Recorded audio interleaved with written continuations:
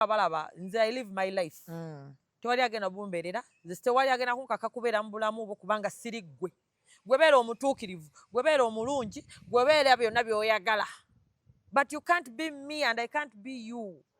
So mpulira tokusasula abantu kunvuma. Namyalo nja kusirika kati olaba nvuma abantu. Kubanga tewali anumbye. Nze eva mbeera ku defense. Nze mbeera buli wonvaayo n'ondaba nga nze ne ngamba ba. Wabaawo eyalumbye. Wabaawo eyanumbye. Bweba tebannumbye sinyega muntu. N'osasula abantu namyalo kino gw'osuubira ngenda kutya Museveni okungoba mu ofiisi nga n'okuddamu. I had a life before working in this office. And I still have life when I'm in this office, and I will still maintain the life. Si wensoso kola.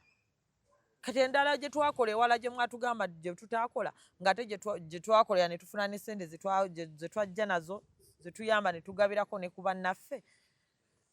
Kati ate yo twafunayo tutya. Nze as long as I have my luck. Newennemererwa wano era mmanyi omukisa gujja kuntuusa ewalala. Si gavumenti yokka nti mwe muli omukisa tibannange era namyalo era watakola Museveni agenda kufa nnyo. Nonsense. Ekyo kubanga todetermininga fate yange si gwe wantonda. Naye abantu nga bataddeko amaanyi mangi.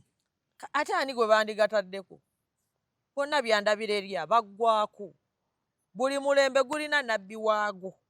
Oba nabbi bwange bwe bunaavaako gwe njagala ombuulire okuva we twatandika tuve mu bino ebya peregezi. Ani akoze ebyenjawulo? Obikoze.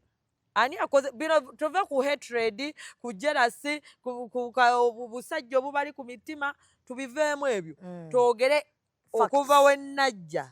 Ani ku bonna abaliwo ne bennasanga ani akoze ebiriyo? Ani akyusiza narrative? Tewali era nze.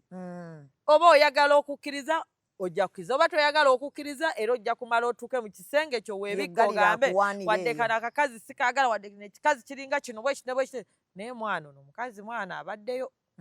Okitegeera? So ojja kukkiririza mu buliri bwo. Naye tewali agenda kukkiriza naye nga ekituufu kiri nti bye tukozeeko mu busobozi bwaffe obutono tubikoze. Ate byeraga. Kubanga nze bosi wange olumu amanyi n'okumbuuza where did you get the money from?